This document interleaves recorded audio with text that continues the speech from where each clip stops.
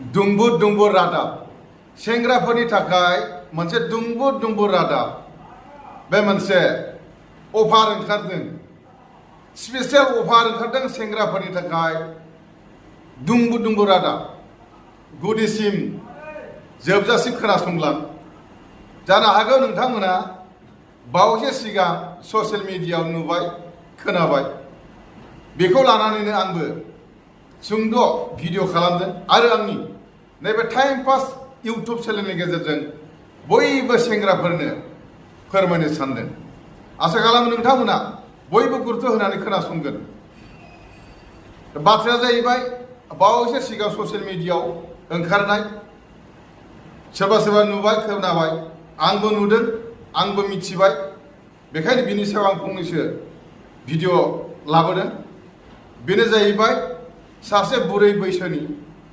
आबै होननांगोन बैसो जाबाय नालाय बुरैबाय नालाय खानायाबो मोनजोब्बाय आबै बेहा सासे फिसाजो दङ दा बे फिसाजोखौ गाव बैसो जानायखाय थाब हाबा होलांनो लुबैदों थैनायनि सिगां बैसो जाबाय बुरैबाय बुरै मानसिनि जिबन दानो दं दानो गैया बेखौ सिन्था खालामनानै गाव गोथां थानाय समावनो गावनि अनसुलि फिसाजोखौ हाबा होलांनो लुबैदों बोर सारस्रिलांनो लुबैदों बेखायनो बे आबैया ससियेल मिडियानि गेजेरजों फोसावदों बिजामादै नागिरनाय बिजामादै नागिरदों बिजामादैनि आंखाल जादों दा आबैया फोसावदों गावनि साननाय लुबैनाय आं बैसो जाबाय बुरैबाय थैनो बारा गोबाव गैलिया बेखायनो बैसो थानायावनो थैनायनि सिगां आंनि फिसाजोखौ सोरनोबा हाबा होलांनो हायोबा आं गोजोननाय मोनगौमोन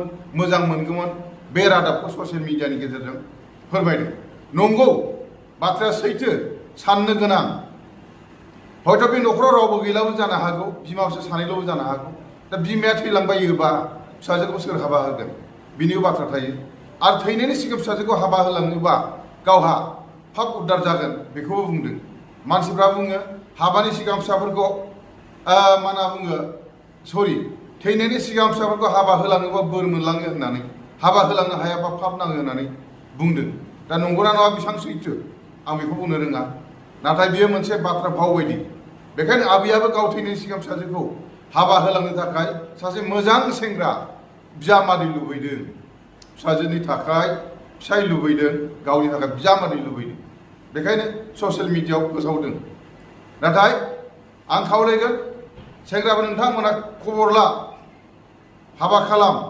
उन्दैया सिख्लासाया फट'आव होनायाव भिडिअ नुनायाव नायनो मोजां गाज्रि नङा जेंग्रेंग्रें खानायबो गोलाव समायना मोजां संसार जागोन बायदि नुदों बेखायनो आङो सेंग्राफोरखौ खावलायगोन जाय जाय बिथांमोना बिनानावखौ हाबा लानो गोसो खबर लानानै हाबा ला नाथाय मोजां संसार जानांगोन गेजेर ससेयाव संसारा बुलाय सोलाय जानो मोननाय नङा आरो गेजेर ससेयावनो माबा माबि बाहोना होनानै गारलायनो मोननाय नङा जोबोद फाब नांगोन बिसोरो लुबैदों मोजां सेंग्रा मोजां आदर्श खालामनाय मोजां थैस' थांस' संसार जालांनाय सेंग्रा बेबादिखौ लुबैदों आंबो बेखौनो खावलायदों सोरबाफोर खबर लानानै हाबा खालामोबा जाहाथे आस'खान्दा संसार दाजा आरो संसाराव दावराव दावसि खालामबाय थानो नाङा आं बेखौ खावलायदों दा बाथ्राया नंगौ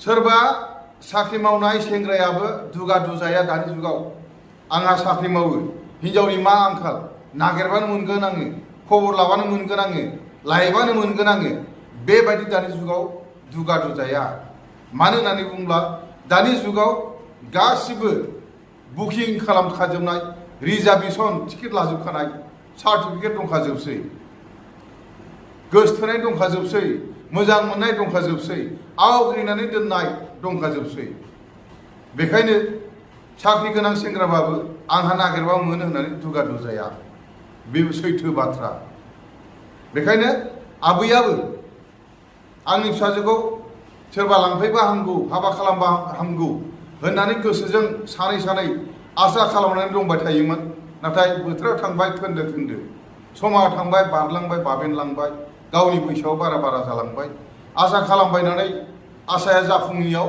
ससियेल मिडियायाव ओंखारनो गोनां जादों, लाजिया फांजि जानो एडभार्टाइजमेन्ट होनाय गोनां जादों। दा बे आबैनि एडभार्टाइजमेन्ट होनायखौ फ्राय गोबां मानसियानो नुबाय जानो हागौ। बेखायनो आबैयाबो लुबैदों मोजां बिजामादै गाव थैलांनायनि सिगां गाव बिजामादै मोनलांनाय, थैनायनि सिगां हाबा होनानै फिसाजोखौ बिजामादैजों आइ आइ होनजानो लुबैदों, बुरिफोर बिखुनजो होननानै गाबज्रिजानो लुबैदों, बिजामादैनो बोर होलांनो लुबैदों, बिजामादैनि एसे एनै मावनाय दांनाय आरो ना बेदर बायनानै होफैनाय जालांनो लुबैदों, फिसाजोनि संसारखौ एसे नायलांनो लुबैदों। बे आबैनि थांखि, बे नंगौ सैथो बाथ्रा। आबैयाव थांखि दङ, बैसो जाबाय, खानाय मोनलायलायबाय। दा आं नैबेखौ खावलायगोन आबै, आंनि नैबे इउटुब चेनेलनि गेजेरजों खावलायनायखौ नुयोब्ला बे खामानिखौ आबैया मावनांगोन। बेनो जाहैबाय आबैनि ससियेल मिडियायाव फोसावनायखौबो आंबो नायदों नालाय। दा आबैया बबे जिल्लानि बे जिल्लाखौ होआखै, आबैया जिल्लानि मुंखौ होनांगोन। आबैया बबे एरियानि बे एरियाखौ बुंनांगोन। आबैया नों बबे गामिनि बे गामिनि मुंखौ होनांगोन। आरो आबैनि फिसाजोनि मुङा मा बेखौ होनांगोन। आबैनि फिसाजोआ बेसेबां फरायनाय बेखौ खिथानांगोन।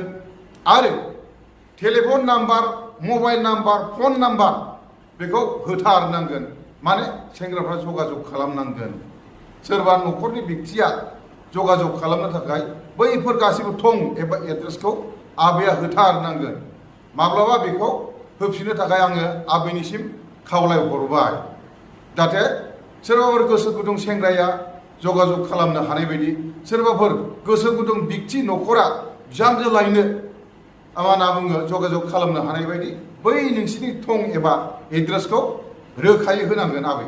बेखौ मालाबा गोदानै होफिननो आङो आबैनिसिम खावलायनाय हरबाय। दे बिदिब्ला सेंग्राफोर, आबैनि खावलायनायखौबो सोरबा सासेया जाफुंहोनो नाजादो, जाफुंहोगोन होननानै आङो आसा खालामबाय। आंनि लोगोफ्रा आंनि थाखाय खबर लानो नागिरदोंमोन आरो आंखौबो खबर लानो थिनदोंमोन। आरो लोगोफ्रा बुंदों नों लाजियोबा जोंनो खबर लानोसै होननानै बुंदोंमोन।